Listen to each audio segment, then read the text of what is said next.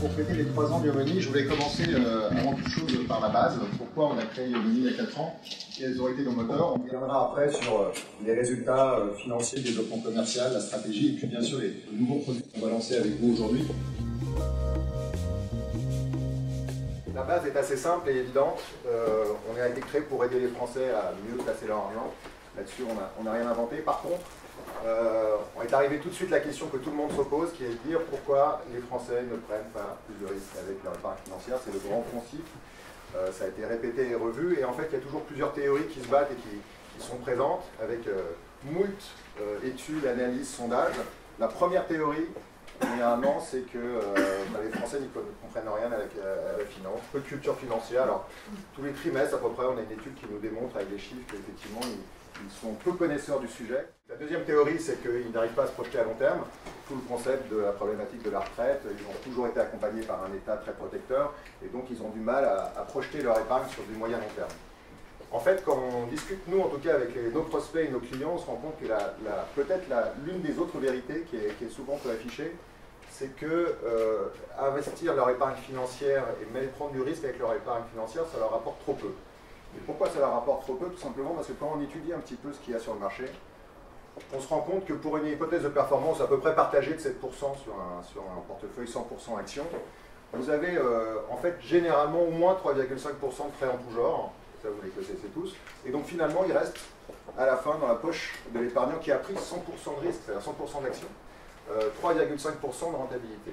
Yomoni a été créé pour aider les Français à prendre un peu plus de risques, un peu mieux de risques avec leur épargne. Pourquoi ils ne le font pas aujourd'hui? Bien sûr, il y a des questions de culture financière, il y a des questions de projection, mais avant tout, il y a sans doute une problématique de partage du bénéfice entre les intermédiaires, les gérants et l'épargnant final. Nous, vous voyez qu'on est à 0,6% sur le contrat et globalement, avec le mandat UC plus contrat, on arrive à 1,6%.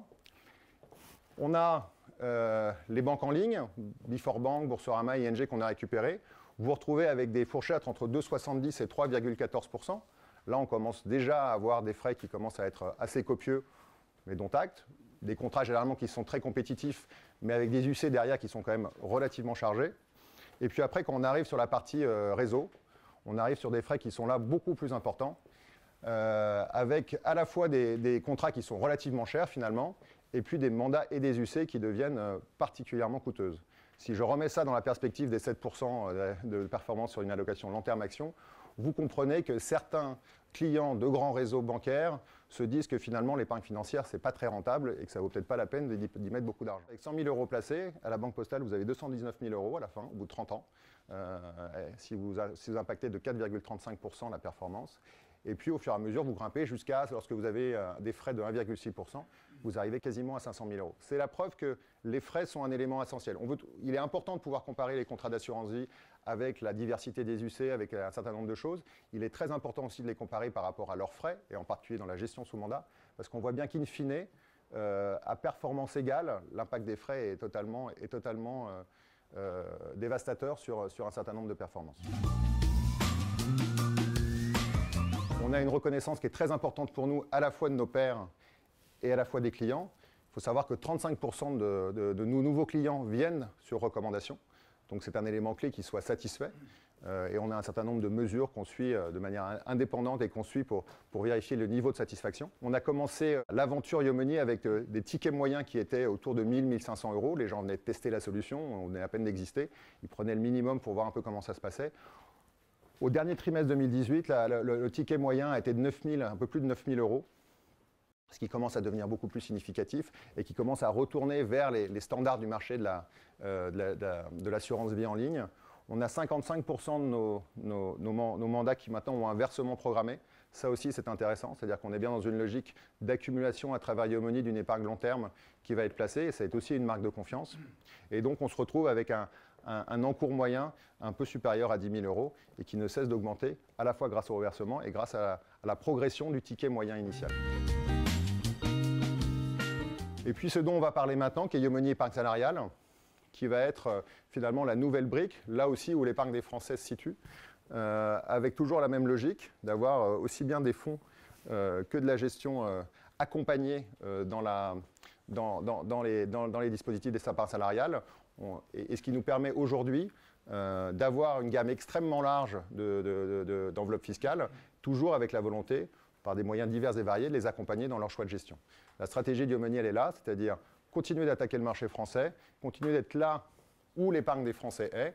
Elle a été très présente dans l'assurance vie, elle est un peu moins là, bien que ça revienne sous certaines formes. Et puis elle va, nous on en est convaincus, se développer largement dans ces enveloppes-là, grâce en grande partie à la loi PAC qui est en train d'être votée. Et donc si je reviens sur Yes, Iommoney épargne salariale, je vous propose de faire un rapide parcours de ce qu'est l'épargne salariale, puis après on va rentrer dans les détails de notre proposition de valeur, qui là aussi reste sur nos fondamentaux, transparence, simplicité, efficacité. On le répète souvent, mais finalement ça va être toujours le prisme qu'on utilise lorsqu'on prend des décisions, lorsqu'on développe des nouvelles offres ou des nouveaux produits. C'est un peu le grand soir de l'épargne salariale. Ça, c'était une des phrases du ministre. C'est effectivement que ce forfait social qui va passer à 0 va permettre de rémunérer ses salariés globalement sans charge patronale jusqu'à un seuil quand même assez élevé de 50 000 €. On vous a fait le dispositif, charge patronale 45% en hypothèse basse, forfait social était à 20%, on le passe à 0%, c'est quand même extrêmement incitatif et il n'y a aucune raison que les TPE et les chefs d'entreprise ne s'en saisissent pas comme un moyen de compléter leur package de rémunération de manière extrêmement efficace. Des performances solides, une offre enrichie, des clients au rendez-vous. On reste sur le même objectif, le milliard sous gestion en 2020, ça veut dire x10 en 2 ans. Finalement, quand on regarde ce qu'on a fait dans les 2 dernières années, on a fait x17. On est passé de 6 millions à 100 millions. La marche suivante est un peu plus haute, mais finalement, le rythme reste le même. Et donc, on est convaincu qu'aujourd'hui, avec ces 3 premières années de performance qui, objectivement, nous positionnent très très bien par rapport au reste de l'industrie, par rapport à ces clients qui sont pour l'instant satisfaits, et Dieu sait qu'on les remercie tous les jours de nous recommander à leurs proches, et puis avec une offre maintenant qui va être enrichie, qui sera accessible à la fois dans l'épargne salariale, dans les comptes titres de l'EPEA et dans l'assurance vie, on estime qu'il n'y a aucune raison qu'on n'atteigne pas en 2020, peut-être au Q3, Q4, mais en 2020, ce milliard sous gestion. Merci beaucoup pour votre présence, je suis à vos dispositions pour compléter.